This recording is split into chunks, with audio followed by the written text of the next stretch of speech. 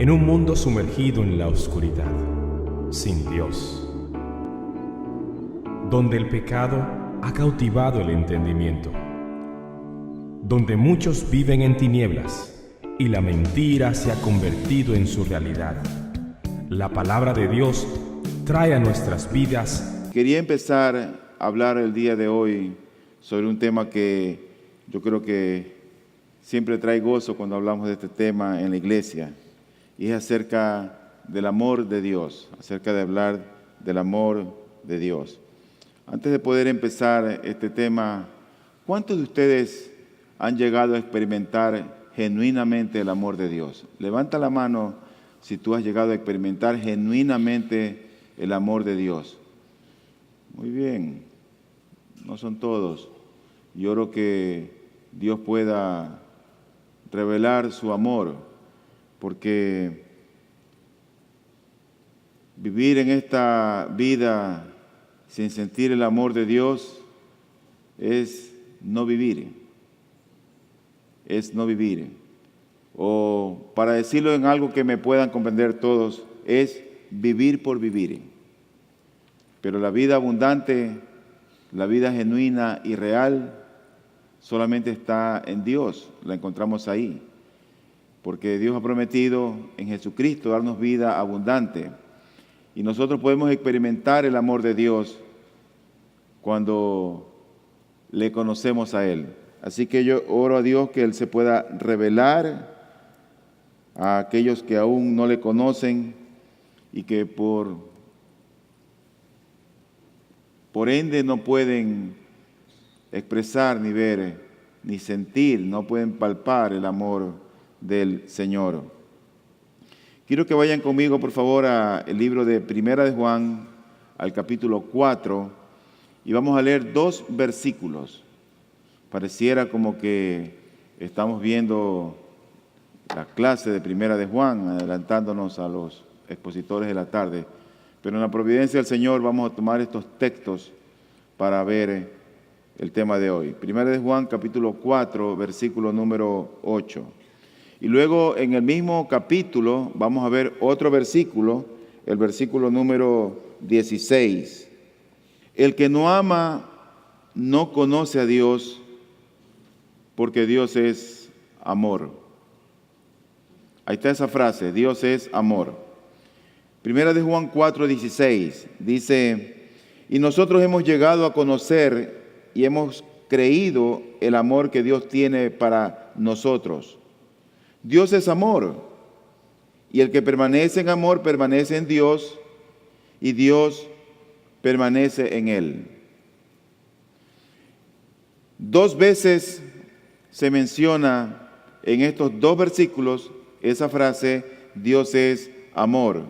Y yo creo que es una de las frases más extraordinarias que la Biblia tiene para los creyentes. Es una de las frases que nos traen tanta dulzura al alma, nos traen tanto regocijo cuando podemos entender que Dios es amor. Es una frase extraordinaria, pero yo diría que al mismo tiempo es una frase muy mal interpretada para el día de hoy.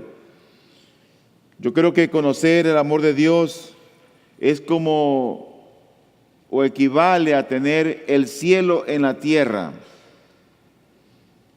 Y este amor no es que es para unos pocos favorecidos, sino parte normal de la vida cristiana común.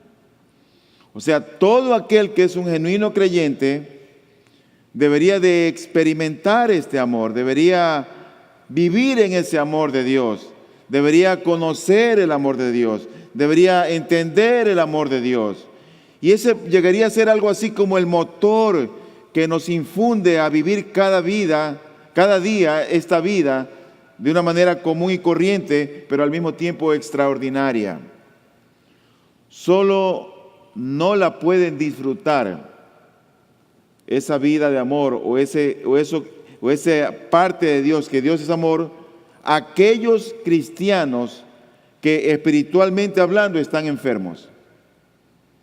Son los únicos que no la pueden disfrutar.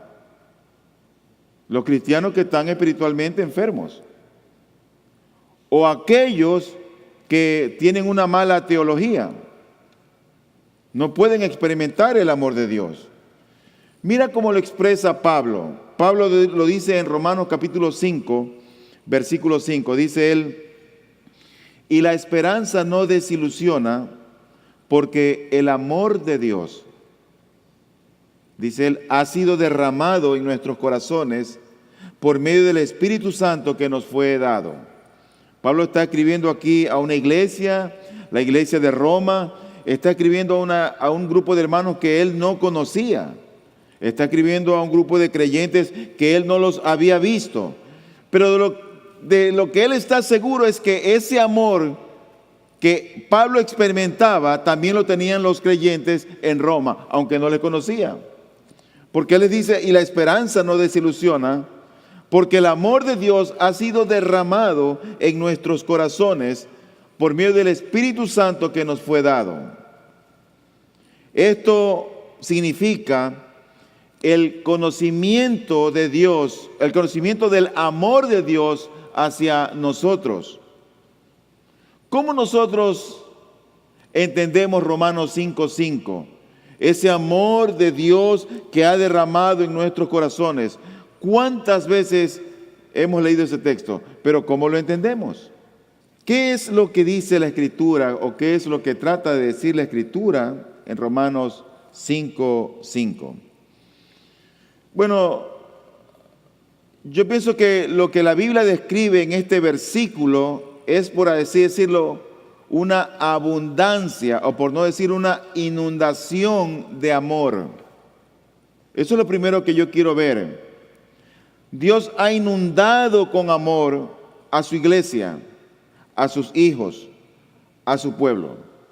Hay tres cosas que debemos tener en cuenta con respecto a este versículo 5 de Romanos número 5. Y lo primero que tenemos que tener en cuenta es esa palabra derramado. Dice: y la esperanza no desilusiona, porque el amor de Dios ha sido derramado en nuestros corazones. Dios ha derramado. ¿Qué quiere decir esa palabra derramado? El sentido de esta palabra significa dar en abundancia, dar sin restricciones, derrochar, fluir libre y en gran cantidad. Es decir, una inundación. Dios ha derramado, dice la Escritura. Por eso es que la Biblia hispanoamericana traduce este versículo de esta manera. Dice: una esperanza que no decepciona, porque al darnos el Espíritu Santo, Dios nos ha inundado con su amor el corazón. Dios nos ha inundado, nos ha repletado el corazón, nuestro corazón, con su amor. Y Pablo aquí no se está refiriendo a impresiones inciertas y caprichosas, sino a impresiones profundas y sobrecogedoras. Lo segundo que quiero ver en este versículo ya no solamente es la palabra derramado, sino el tiempo del verbo, con lo cual se expresa que este amor de Dios hacia su pueblo. No dice yo derramé, porque si fuera derramé es como que lo pone en pasado. Él dice ha sido derramado, porque el amor de Dios ha sido derramado. Ustedes dirán, pero ¿qué importancia tiene esto? Tiene mucha importancia la forma del verbo, porque no es lo mismo decir tuve gripe a decir he sido diagnosticado de gripe. Porque cuando tú dices tuve gripe, eso fue en el pasado. Pero cuando tú dices he sido diagnosticado de gripe, significa que en ese momento tú tienes gripe.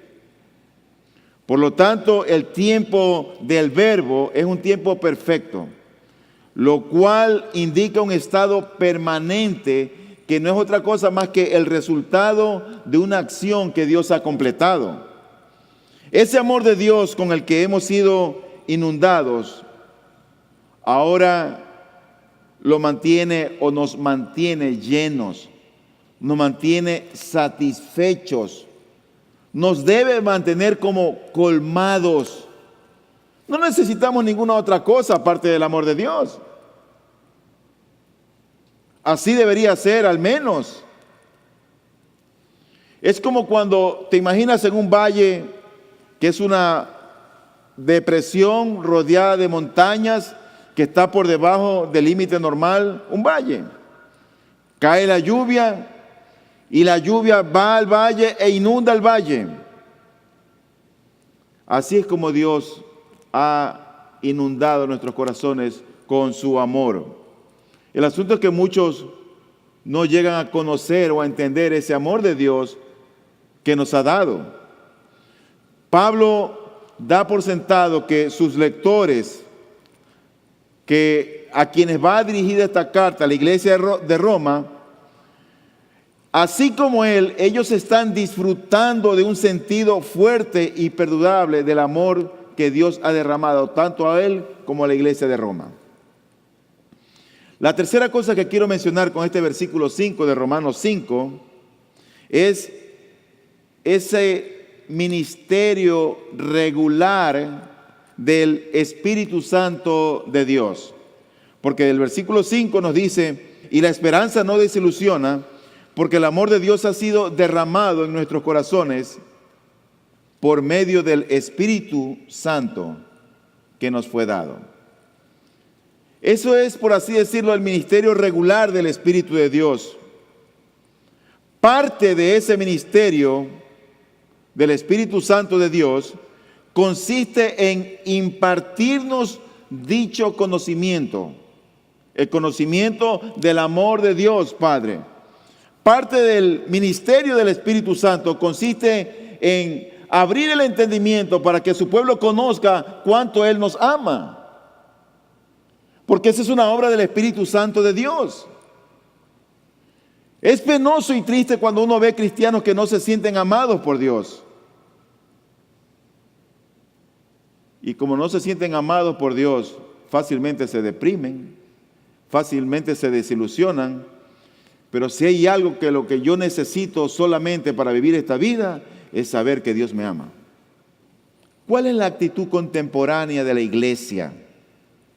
Yo creo que la actitud contemporánea de la iglesia es una actitud patética y pobre, en un sentido general. Porque generalmente la iglesia se ha vuelto, por así decirlo, como obsesiva con los ministerios esporádicos y no universales del Espíritu Santo, en detrimento de sus ministerios comunes y generales. ¿Eso qué significa? Que a veces se hace énfasis en la obra del Espíritu Santo, en las cosas extraordinarias, en lo menos usual, en lo menos común, en lo que no tiene tanta relevancia, y en lo que tiene mayor importancia, en la obra principal del Espíritu Santo, dentro del seno de la iglesia, dentro de la vida del cristiano, no se la considera ni se la toma en cuenta. Por ejemplo, el día de hoy hay mucha gente que está más pendiente, ¿sabes de qué? De las lenguas, de las revelaciones, de las profecías, de los sueños, de las visiones. Están más pendientes de esas cosas que en la obra común del Espíritu Santo de Dios, de impartir gozo, de impartir paz, de impartir esperanza y de impartir amor. Amor mediante el derramamiento en nuestro corazón del conocimiento del amor de Dios. La iglesia de Corinto, ellos tenían ese problema. Ellos creían que todos los aspectos carismáticos de aquel momento, por todo lo que ellos practicaban o hacían, ellos creían que al hacer esas cosas o practicar esas cosas, eso les iba a traer a ellos más piedad o más espiritualidad.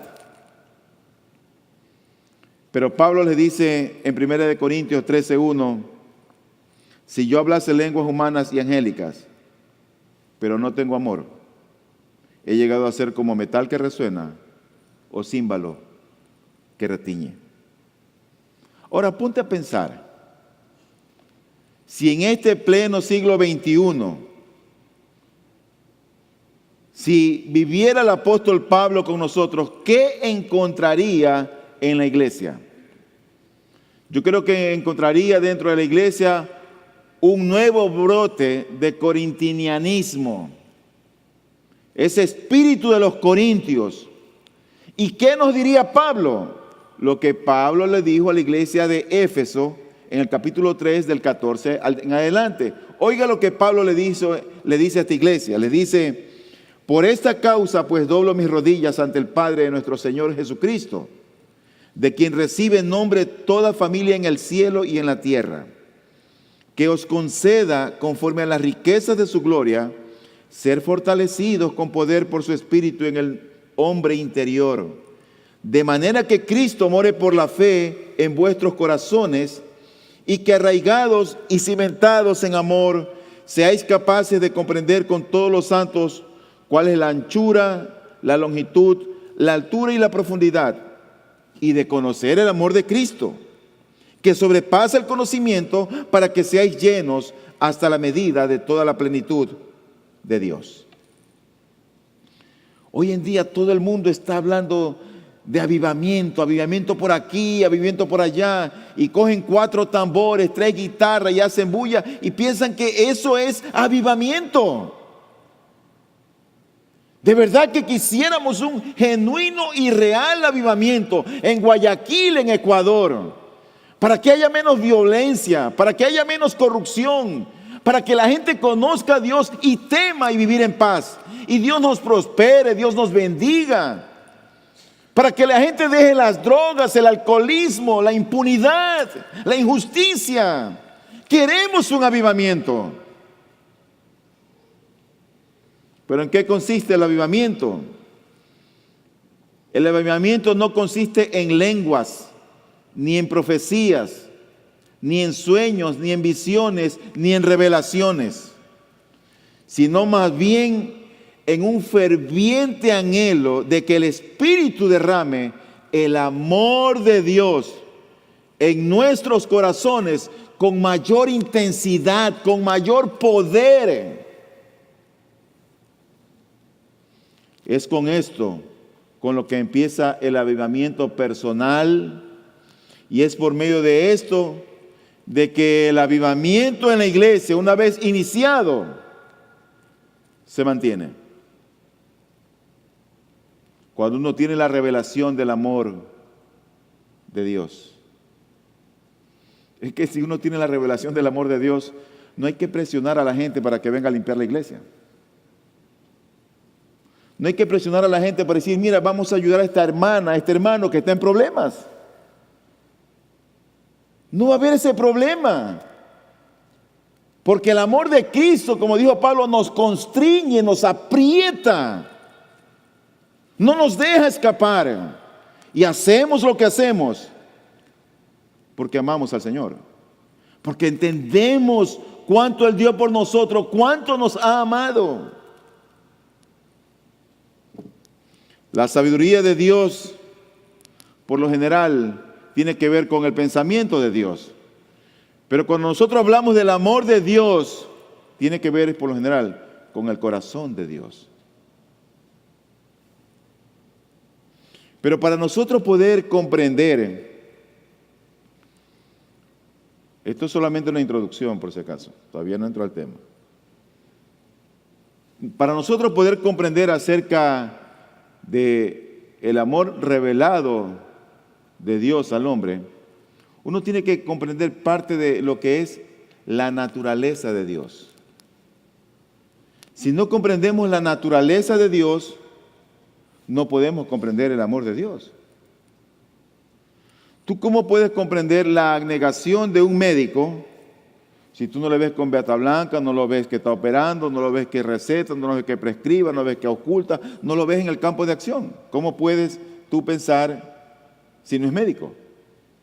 Para comprender el amor de Dios tenemos que comprender la naturaleza de Él. Porque si no comprendemos la naturaleza de Dios, no podemos comprender su amor. Y aquí hay 2 expresiones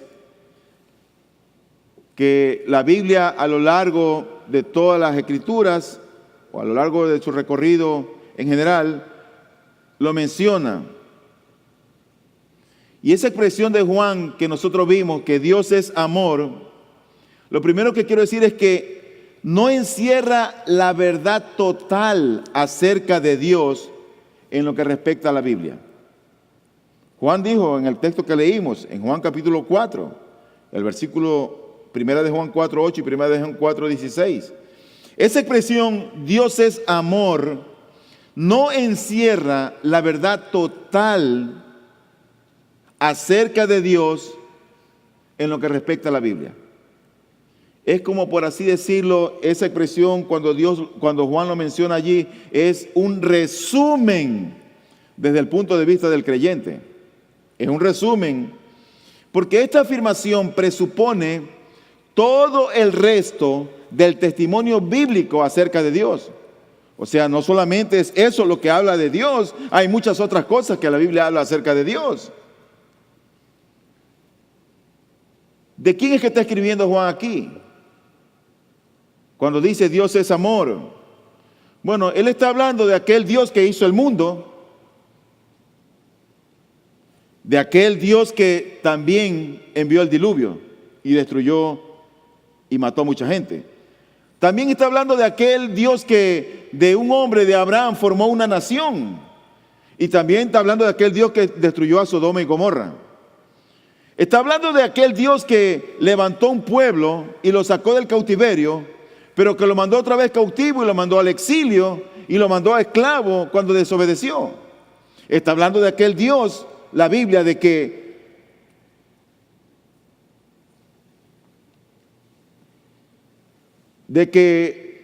rechazó al pueblo de Israel por incredulidad.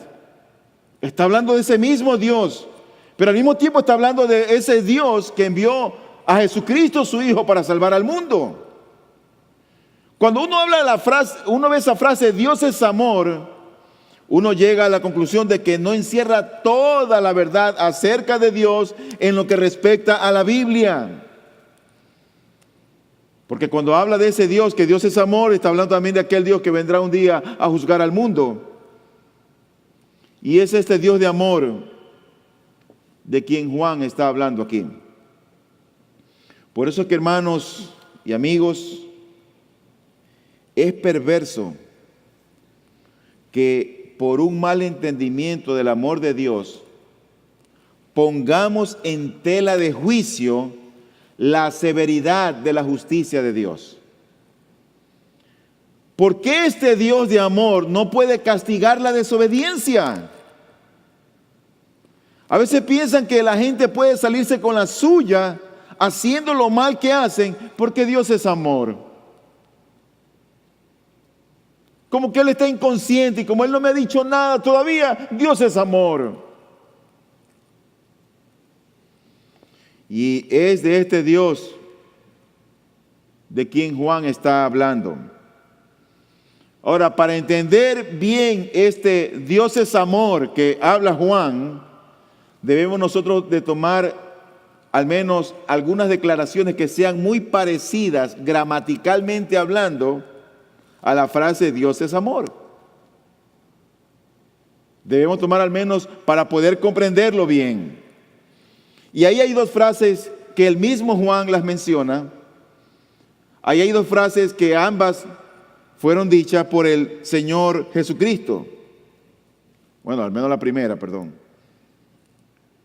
Y la primera dice, Dios es espíritu. En Juan 4:24. Dios es espíritu. Dios es amor. Para poder comprender la naturaleza de Dios, para poder comprender el amor de Dios, debemos comprender su naturaleza. Y vamos a tomar dos frases similares gramaticalmente hablando. Y la primera es esta, Dios es espíritu. Dice este texto de Juan 4:24, Dios es espíritu y los que le adoran deben adorarle en espíritu y en verdad. Dios es espíritu. ¿Qué trata de decirle el Señor Jesucristo en esta conversación amena que tiene con esta mujer, la samaritana, en aquel pozo. ¿Qué le quiso decir cuando le dice Dios es espíritu? Bueno, lo que el Señor Jesús está tratando de hacer es tratando de desengañar a esa mujer que estaba engañada. Esa mujer pensaba que era en ese monte que había que adorar. Cuando llega con Jesús, le dice, Dios es espíritu. Lo que el Señor le está tratando de mostrar es que como Él es espíritu, Él es diferente u opuesto a lo que nosotros somos. Porque el espíritu es opuesto a la carne.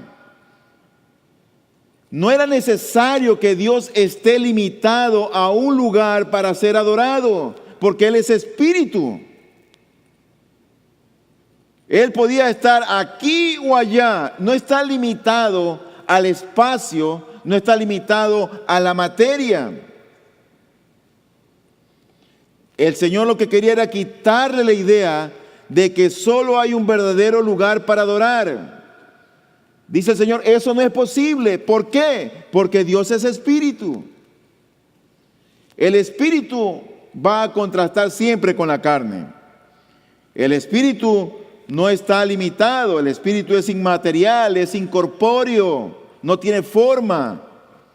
La condición verdadera para la adoración aceptable, le dice el Señor, mira, no es que tú adores aquí o que los judíos adoren allá, sino que el corazón sea receptivo y que responda a la revelación que tiene de Dios. Eso es lo importante. Ella decía, no, es que aquí hay que adorar. Y los judíos decían, es acá. El Señor, Dios es espíritu. No está limitado al espacio que ella pensaba, que creía, donde se tenía que adorar. Por eso es que una afirmación seria acerca de Dios dice lo siguiente: el Señor nuestro Dios es un Dios único, vivo y verdadero, cuya subsistencia está en Él mismo y es de Él mismo, infinito en ser y perfección, cuya esencia no puede ser comprendida por nadie, sino por Él mismo. Es espíritu purísimo, invisible, sin cuerpo, miembros o pasiones. El único que tiene inmortalidad y que habita en luz inaccesible. Eso está en el párrafo 1 del capítulo 2 de la Confesión de Fe de Londres de 1689. Sin cuerpo. Esa afirmación dice que es sin cuerpo. Eso quiere decir que no está limitado al espacio ni a la distancia. Pero también dice esta afirmación que es sin miembros, es decir, sin partes. Dios no tiene partes. Eso quiere decir que tanto su personalidad, sus poderes y cualidades están perfectamente integrados. Santiago 1:17 dice acerca de Dios: toda buena dádiva y todo don perfecto viene de lo alto, desciende del Padre de las luces, en el cual no hay cambio ni sombra de variación.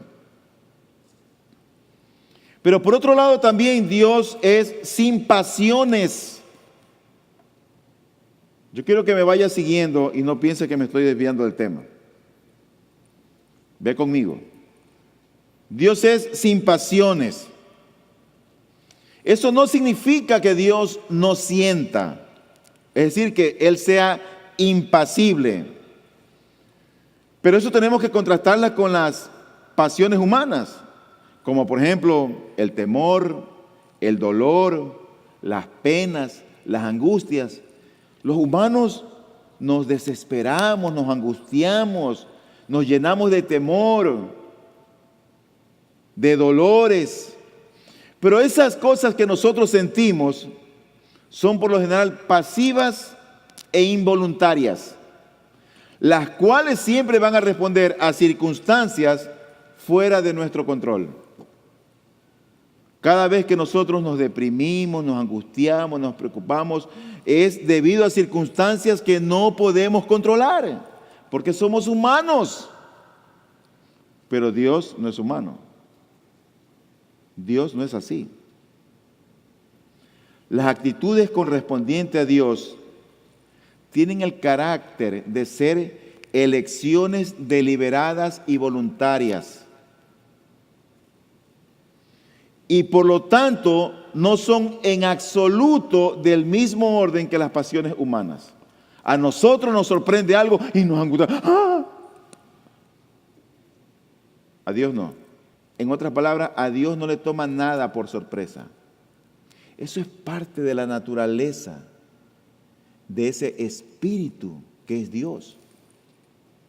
¿Qué tiene que ver eso con el amor?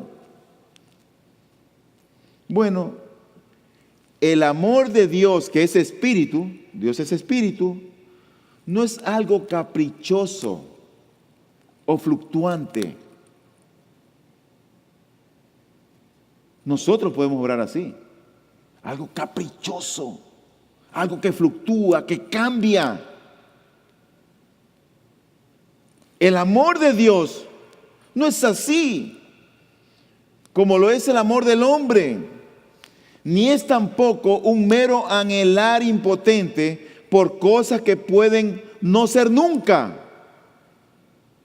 Es más bien el amor de Dios, una determinación espontánea del ser total de Dios manifestada en una actitud de benevolencia y favor, una actitud libremente elegida y establecida de forma libre.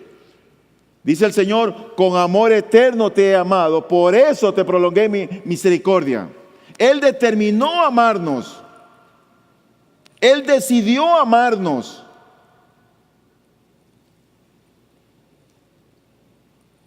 Por eso es que dice el libro de los Cantares, su amor es fuerte como la muerte. El amor de Dios es firmeza, es una determinación, es una decisión deliberada, voluntaria. No es producto de la circunstancia, ni es producto de lo que nosotros impresionamos a Dios. No, no es que Él me ama porque yo soy, tú sabes, yo soy buen papá. Nadie se mete al bolsillo a Dios por obras. Porque la salvación de Dios es por gracia. Es por gracia. Romanos capítulo 8, versículo 35 al 39 dice lo siguiente. ¿Quién nos separará del amor de Cristo? Pablo está preguntando, ¿quién me va a separar del amor de Cristo? ¿Tribulación o angustia, o persecución o hambre o desnudez o peligro o espada? Tal como está escrito, por causa tuya somos puestos a muerte todo el día. Somos considerados como ovejas para el matadero. Pero en todas estas cosas somos más que vencedores por medio de aquel que nos amó. Porque estoy convencido de que ni la muerte ni la vida, ni ángeles ni principados, ni lo presente ni lo porvenir, ni los poderes, ni lo alto, ni lo profundo, ni ninguna otra cosa creada, nos podrá separar del amor de Dios que es en Cristo Jesús, Señor nuestro. ¿Quién escribe esto? Esto lo escribe alguien quien entendía lo que es el amor de Dios. Él sabía que teniendo el amor de Dios en esta vida era suficiente. Mira, la muerte no me asusta. El peligro no me asusta. Las necesidades no me asustan. Las enfermedades no me asustan. Tengo el amor de Dios. Eso me es suficiente. La otra afirmación es la que quiero ver con ustedes, que está en Primera de Juan, capítulo 1, versículo 5. Estamos viendo, acuérdense, dos expresiones gramaticales similares a Dios es amor. Y la primera fue Dios es espíritu. La segunda es Dios es luz. Primera de Juan 1:5 dice, y este es el mensaje que hemos oído de Él y que os anunciamos. Dios es luz. ¿Te acuerdas? Dios es amor. Dios es espíritu. Ahora Dios es luz. Eso es parte de la naturaleza de Dios. Como Dios es espíritu, el amor de este espíritu, que no es condicionado como nuestro amor de hombre, es un espíritu, es un amor entregado, deliberado, sin nada que lo condicione. ¿Qué tiene que ver Dios es luz? Bueno, Juan hizo esta afirmación, debemos nosotros comprender a quién le hizo esta afirmación. Juan hizo esta afirmación a ciertos cristianos, porque Primera de Juan y estas cartas están escritas para creyentes. Él hizo esta afirmación a ciertos cristianos que habían perdido la sensibilidad o el contacto con las realidades morales y que afirmaban que nada de lo que pudieran hacer era pecaminoso. Ellos se habían vuelto medio insensibles, estos cristianos. Ellos decían, no, nada de lo que hago, eso no es malo, eso no es pecado. Entonces Juan dice, y este es el mensaje que hemos oído de él y que os anunciamos.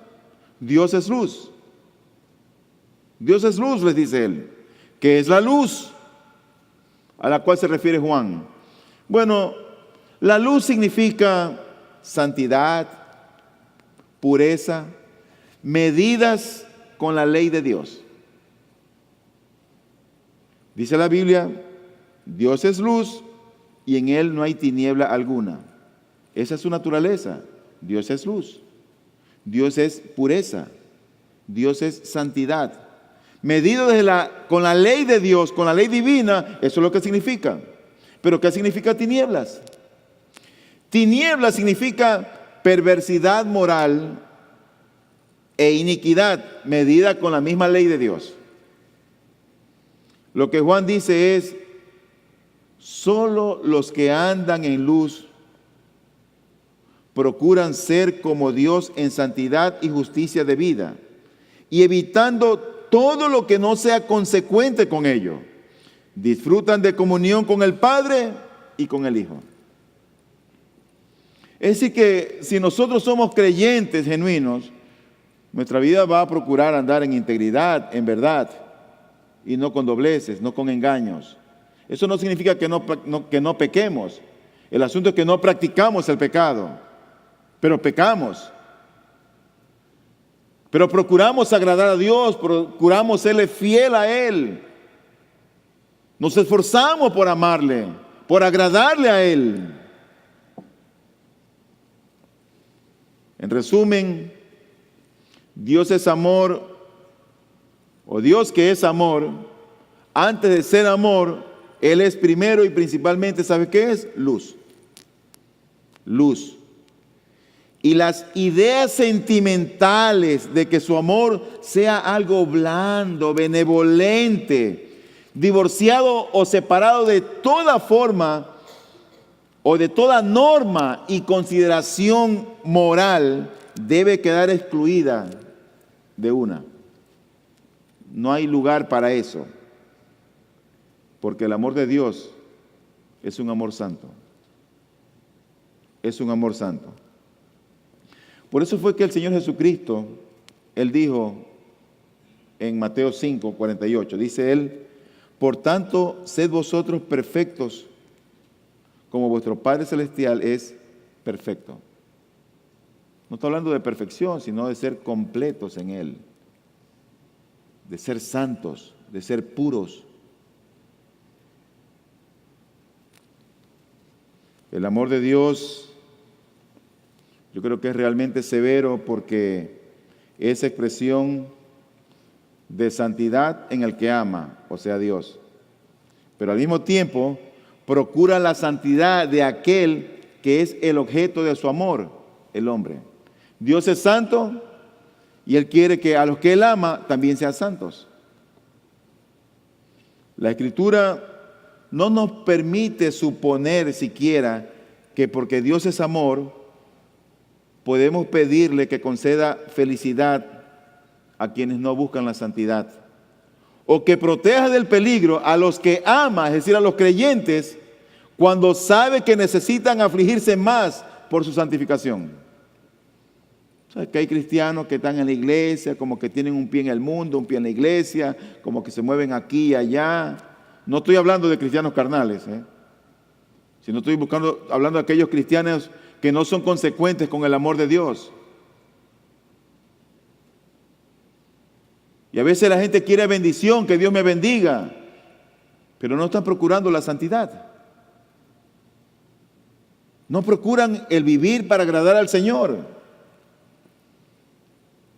Y probablemente lo que necesitan es que Dios los aflija para que ellos busquen ser santos. La expresión Dios es amor es toda la verdad de Dios en lo que concierne al cristiano. Esa es la otra parte. La primera que vimos nosotros es que la expresión de Juan de Dios es amor no encierra la verdad total acerca de Dios en lo que respecta a la Biblia. Pero ya entrando casi en la parte final, nosotros podemos ver que la expresión Dios es amor es toda la verdad acerca de Dios en lo que concierne al cristiano. Por un lado, Dios es luz, y eso equivale a decir que la santidad de Dios encuentra expresión o encuentra sentido en todo lo que dice y hace. Cuando uno dice Dios es luz, eso equivale a decir que la santidad de Dios tiene sentido en todo lo que dice y en todo lo que hace. Pero cuando decimos Dios es amor, significa que ese amor de Dios encuentra sentido también en todo lo que dice y todo lo que hace. Yo creo que es de grande consuelo para el cristiano entender estas verdades. ¿Tú sabes por qué?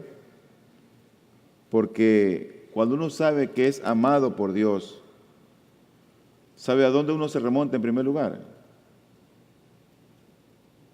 A la cruz. Aquel que sabe que es amado por Dios, aquel que experimenta ese amor de Dios, ¿sabe dónde ve con regularidad? A la cruz. ¿Qué significa para ti la cruz? Porque cuando tú ves la cruz, no debe tener un sentido. Cuando yo veo la cruz, yo digo, ahí debía haber estado yo. Mira lo que dice Gálatas 2:20. Con Cristo he sido crucificado y ya no soy yo el que vive, sino que Cristo vive en mí. Y la vida que ahora vivo en la carne, la vivo por la fe del Hijo de Dios, el cual me amó y se entregó a sí mismo por mí. ¿Sabes lo que vio Pablo? La cruz. Él vio la cruz. Con Cristo he sido crucificado. Cristo se hizo maldito por nosotros.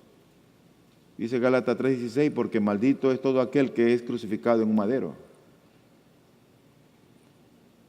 Por eso cuando yo veo el amor de Dios, me recuerda a la cruz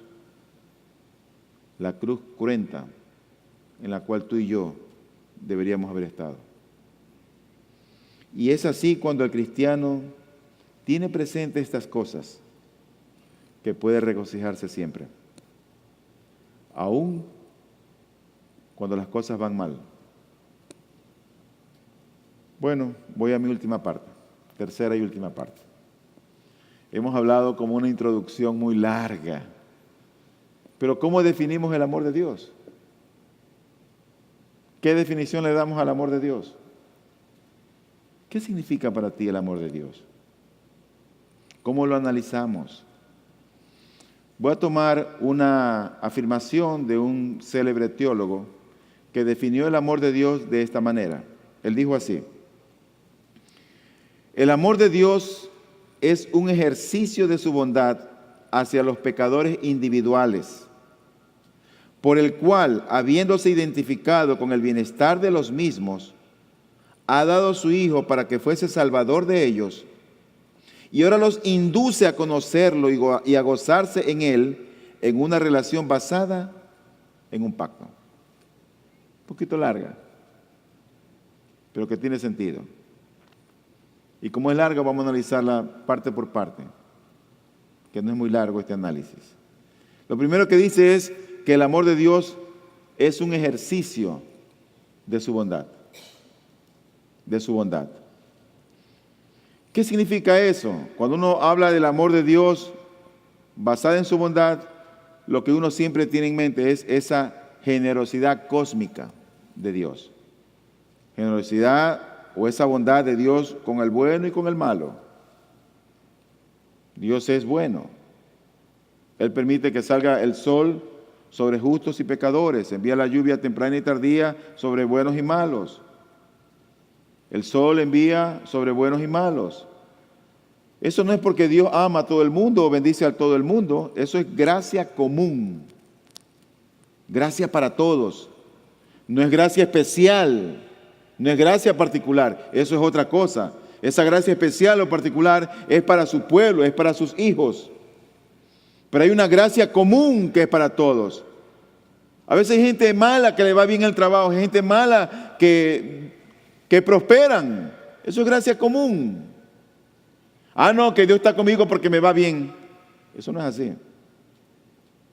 Te va bien porque Dios quiere que te vaya bien, por su misericordia.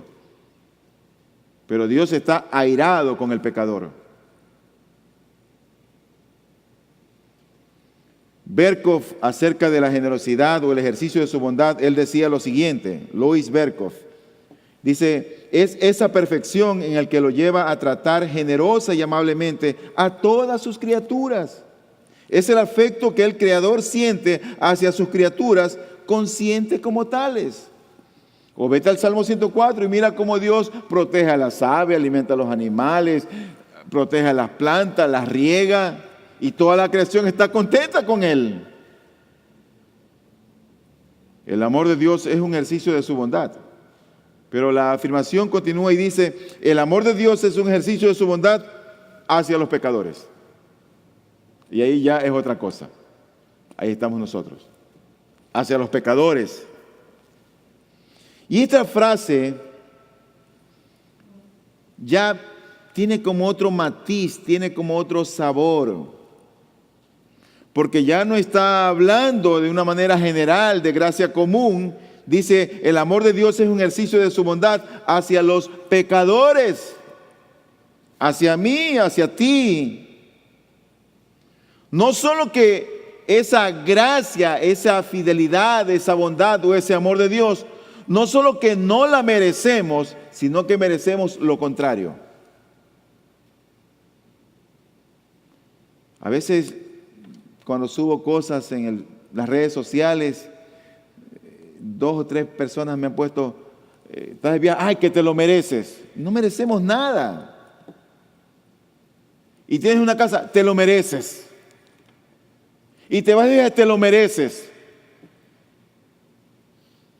Como que si fuéramos merecedores de tanta bondad, de tanta gracia. Si tenemos algo, es por la gracia del Señor, no es porque lo merecemos. Es, en otras palabras, porque Él nos lo ha querido dar. Cuando nosotros hablamos que el amor de Dios es un ejercicio de su bondad hacia los pecadores, no merecemos el amor de Dios. Merecemos justamente lo contrario. ¿Sabes qué es lo que todos merecemos? Condenación. Eso es lo que todos merecemos. Pero Dios en la eternidad un día decidió elegir y luego llamar. Y a ese que eligió lo llamó, y a ese que llamó le reveló su amor de la cruz. ¿Tú te das cuenta por qué el Evangelio no es tan fácil y tan sencillo? Todo el mundo es cristiano a veces.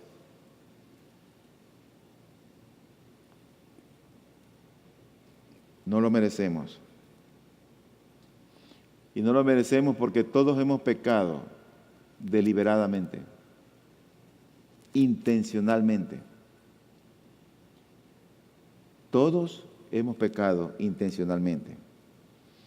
Por eso, querido hermano, amigo, es algo tremendo, es algo grandioso que Dios ame a los pecadores. Como un Dios santo, con el cual nosotros nos rebelamos, a quien nosotros hemos ofendido toda la vida. ¿Cómo es posible que Él nos ame? ¿Cómo? Pero es cierto, Dios nos ama. Y no había nada, absolutamente nada en nosotros que motivara a que Dios nos ame. Eso fue una decisión de Él, soberana y voluntaria. Por eso, si tú eres un hijo de Dios, si tú eres una hija de Dios, debes de experimentar y sentir el amor de Dios. Y deberíamos sentirnos humillados. No tenemos nada de qué jactarnos. Deberíamos estar tan agradecidos que Dios se fijó en hombres y mujeres como nosotros.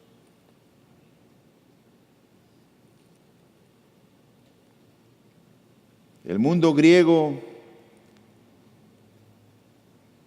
nunca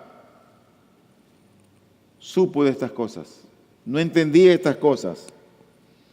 El mundo griego a menudo consideraban que los dioses de ellos codiciaban a sus mujeres, pero no que amaban a los pecadores. Y como para ellos esto era algo realmente desconocido, se introdujo una palabra en ese vocablo, una palabra nueva, la palabra ágape, para expresar el amor de Dios como ellos llegaron a conocerlo. No era un amor eros, no era un amor fraterno, no era un amor filial, era otra clase de amor. Otra clase de amor. La otra afirmación dice, el amor de Dios es un ejercicio de su bondad hacia los pecadores individuales. No voy a tardar mucho en esto, pero lo que esto significa es que Dios lo particulariza. Como sabemos, en la eternidad es que Dios elige, en la eternidad es que Dios selecciona, y luego eso que Dios ha seleccionado es que decide bendecirlos, derramando su amor en sus corazones por medio del Espíritu Santo y todos los medios de gracia que son necesarios para que esa persona goce del favor de Dios. Por eso es que dice 2 de Tesalonicenses capítulo 2 versículo número 13, pero nosotros siempre tenemos que dar gracias a Dios por vosotros, hermanos amados por el Señor, porque Dios os ha escogido desde el principio para salvación mediante la santificación por el Espíritu y la fe en la verdad. Dios había elegido a estos hermanos y Pablo estaba agradecido y dice, demos gracias al Señor, no lo merecemos, demos gracias al Señor. En cuarto lugar, a esos que Dios ha derramado su amor y los ha perdonado, a aquellos que los seleccionó, también los ha identificado con el bienestar de los mismos. Dice, el amor de Dios es un ejercicio de su bondad hacia los pecadores individuales, por el cual, habiéndose identificado con el bienestar de los mismos. Y esto es muy importante que tú lo conozcas. Mira, es normal que las madres amen a sus hijos. Eso es normal. Es normal que los padres amemos a nuestros hijos. Es normal. Los padres que amamos nos preocupamos por nuestros hijos cuando ellos están en problemas. O al menos así debería ser, lo normal. Si no nos preocupamos por nuestros hijos cuando ellos están en problemas, entonces nosotros cuestionaríamos nuestro amor hacia ellos. Solo demostramos amor hacia ellos cuando ellos están bien. En otras palabras, el gozo de mis hijos debe ser mi gozo. Yo tengo todavía que estar luchando con mis hijos y tengo que estarles recordando, mira, esto que te digo no te gusta, pero tienes que recordar que te lo digo porque te amo. y quiero lo mejor para ti siempre. Eso casi siempre lo menciono yo con mis hijos.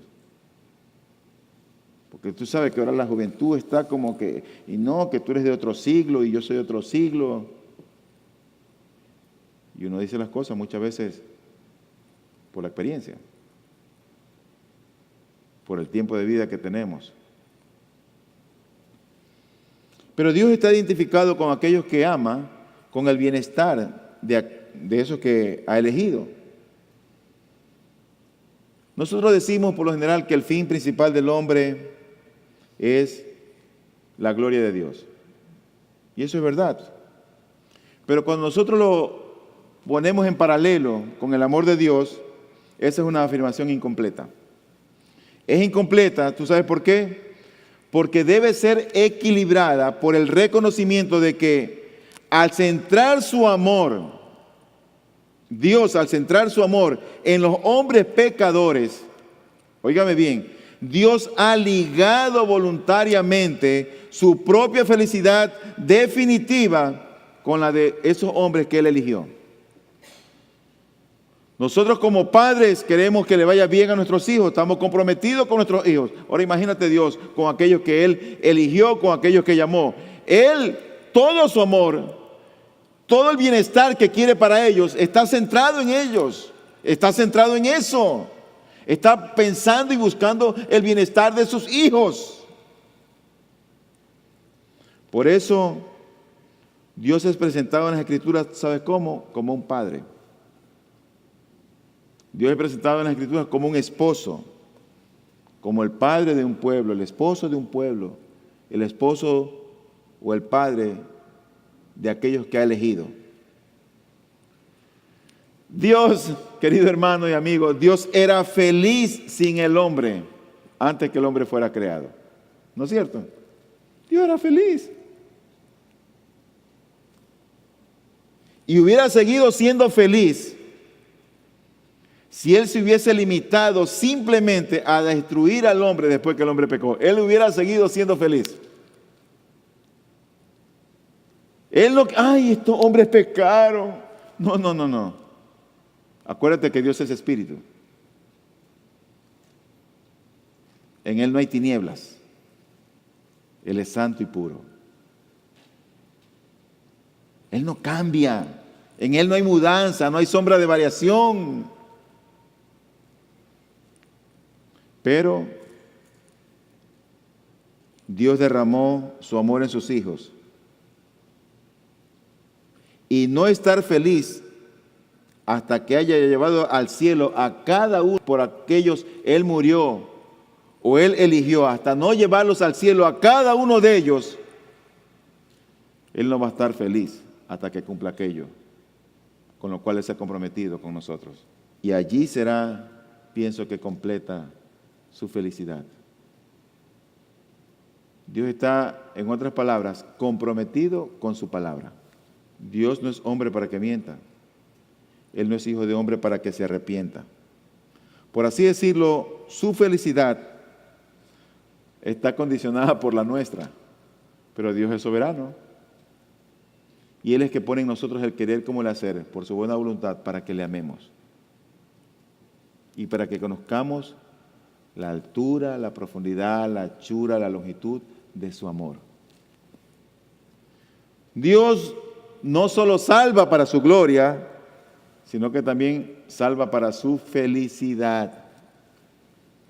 Por eso en Lucas capítulo 15, el versículo 10, dice la Biblia: de la misma manera os digo, hay gozo en la presencia de los ángeles de Dios por un pecador que se arrepiente. Hay gozo. Ya en penúltimo lugar, en quinto lugar, Dios ha dado a su Hijo para que fuese el Salvador de aquellos por quienes Él murió o por quienes Él llamó. No vamos a entrar mucho en detalle con esto, pero todos sabemos que Cristo, siendo Dios, que Jesús siendo Dios, no tomó como algo a qué aferrarse, aquella posición que tenía, sino que se humilló hasta lo sumo haciéndose obediente hasta la muerte de cruz, se hizo hombre y vino a morir en una cruz. Pero finalmente, la última parte que quiero es tocar esto que dice esta aseveración, definiendo el amor de Dios, es que Él ha dado a su Hijo para que fuese Salvador de ellos y ahora los induce a conocerlo y a gozarse en Él, en una relación basada en un pacto. Me encanta esta declaración de esta parte porque es una realidad. En la medida que el cristiano va madurando, uno no sabe cómo va amando más a Dios. Las estupideces que uno comete en su vida incipiente de cristiano no son las mismas cuando tú tienes 10, 20 o 30 años después. No son las mismas. El temor hacia Dios va creciendo. La santidad de Él en ti, en mí, se va perfeccionando. Vamos corrigiendo manera de hablar, de expresarnos. Vamos moldeando nuestros pensamientos. Nuestra boca sucia va desapareciendo. Somos más cautos para tomar decisiones. Aprendemos a pedir consejo. De alguna manera, pienso que Él nos está induciendo a que lo conozcamos más, a gozarnos más en Él, en una relación basada en un pacto. En un pacto. ¿Qué tiene que ver eso del pacto? Bueno, tú sabes la historia de Abraham, ¿no es cierto?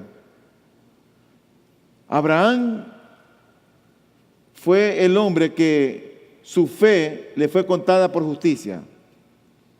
Y los descendientes de Abraham por la fe, son hijos de Dios en ese pacto que Dios hizo con Abraham. La primera ocasión en que los términos de la relación fueron especificados fue cuando Dios se mostró a Abraham como el Dios Todopoderoso o como el Shaddai. Y allí formalmente Dios le entregó la promesa del pacto, que dice Génesis capítulo 17. Dice el versículo número 1: cuando Abraham tenía 99 años, el Señor se le apareció y le dijo: yo soy el Dios Todopoderoso, anda delante de mí y sé perfecto. Y yo estableceré mi pacto contigo y te multiplicaré en gran manera. El versículo 7 dice más abajo: y estableceré mi pacto contigo y con tu descendencia después de ti por todas sus generaciones, por pacto eterno. Y aquí viene la promesa del pacto: de ser Dios tuyo y de toda tu descendencia después de ti. Yo no sé cuánto sentido tú le ves a eso, pero el saber que Dios es mío, que Él es mi Dios, eso es lo que encierra el pacto. Eso debería llenarnos de un orgullo santo. Porque el Dios vivo y verdadero se ha revelado conmigo de una manera amorosa que abrió mi entendimiento en una relación de un pacto. Un pacto es un compromiso entre dos personas, como el matrimonio. Pero ese pacto, como el matrimonio, también tiene votos. Los votos en este caso son las promesas. ¿Y cuál fue la promesa? Seré tu Dios. Seré tu Dios. Pero ¿con quiénes se está hablando? Con aquellos que son el objeto de su amor, con aquellos a quienes ama. Dios ha hecho un pacto. Todos los cristianos heredamos esta promesa mediante la fe en Jesucristo, como lo dice Pablo en Gálatas capítulo 3, versículo 15. Dice: hermanos, hablo en términos humanos, un pacto, aunque sea humano, una vez ratificado, nadie lo invalida ni le añade condiciones. Y el versículo 29 del mismo capítulo dice lo siguiente: y si sois de Cristo, entonces sois descendientes de Abraham, herederos según la promesa.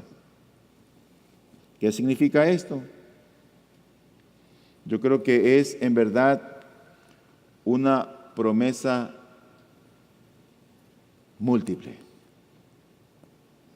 ¿Sabes que ese pacto lo contiene todo? Ese pacto lo tiene todo. Un puritano describió el contenido de este pacto diciendo lo siguiente: esta es la primera y fundamental promesa. En realidad es la vida y el alma de todas las promesas. ¿Cuál?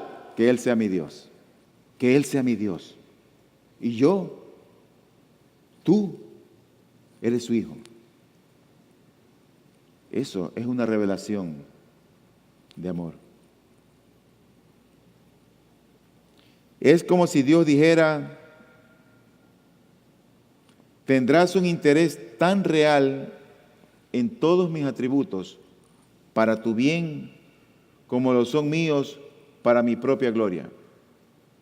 Y dice Martín Lutero: mi gracia, dice Dios, será tuya para perdonarte, y mi poder será tuyo para dirigirte, y mi bondad será tuya para aliviarte, y mi misericordia será tuya para proveerte, y mi gloria será tuya para coronarte.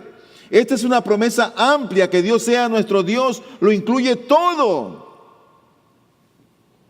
Que Dios sea nuestro Dios lo incluye todo. Él dijo: Dios es mío y todo es mío. Esto es amor verdadero hacia cualquiera. Que hagamos lo mejor que podamos para su bien. Y yo creo que esto es lo que hace Dios para los que ama. Lo mejor que puede hacer ha sido revelarnos a Cristo. Ser herederos con Cristo Jesús de ese pacto. Solamente unas palabras de aplicación para terminar. Es cierto que Dios es amor para nosotros como cristianos. Yo creo que es una realidad. ¿Y significa el amor de Dios todo esto que hemos visto? Yo creo que en parte sí, no en todo. Ahora, si Él me ama tanto, si yo entiendo que Él dio su vida por mí y yo estoy satisfecho en su amor, yo me pregunto, ¿por qué nos quejamos y damos muchas veces evidencia de estar descontentos y resentidos ante las circunstancias en que Dios nos ha colocado? ¿Por qué nos quejamos? Si realmente el amor de Dios o las promesas del amor de Dios lo encierran todo, ¿por qué estamos descontentos? ¿O por qué somos desconfiados? ¿O nos sentimos temerosos o deprimidos? ¿Por qué? ¿O por qué nos enfriamos? Espiritualmente hablando, ¿por qué nos enfriamos? ¿Por qué hacemos sin ganas el servicio para Dios? ¿Por qué? ¿Por qué permitimos que nuestras lealtades estén divididas de tal modo que Dios no tiene todo de nosotros, sino que hay parte como que nos reservamos, parte como que nadie las conoce y las tenemos ahí en la cámara secreta de nuestro corazón? Si Él es amor. ¿Por qué? Juan dijo lo siguiente: si Dios nos ha amado así, debemos también amarnos los unos a los otros. Yo me pregunto si podría un observador aprender de la calidad y el grado de amor que le muestro a otros. Por ejemplo, a mi mujer o a mi esposa, a mi esposo, a mi familia, a mis vecinos, a la gente, a la iglesia, en el trabajo. Algo acerca de la grandeza del amor de Dios conmigo. ¿Podemos mostrar eso? Yo oro a Dios en verdad que si en esta iglesia debe empezar un avivamiento, que empiece por entender cuánto Dios nos ama. Porque si entendemos cuánto Dios nos ama, mira, todas las cosas que hagamos aquí en esta iglesia local se va a desprender de que hacemos lo que hacemos porque amamos al Señor.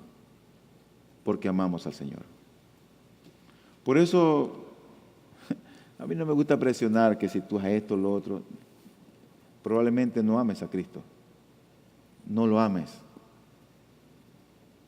Y esa es la condición en la que te encuentras. Por eso que oro a Dios que ese amor que ha sido derramado en nuestros corazones sea un amor en verdad intenso, que nos motive a amarle como nuestro Dios que es Él. Luz y Verdad llega hasta usted gracias al compromiso y trabajo de personas e instituciones por la causa del Evangelio. Para obtener más información sobre nuestro ministerio y el trabajo que realizamos, ingrese a nuestra página web www.ibpg.es.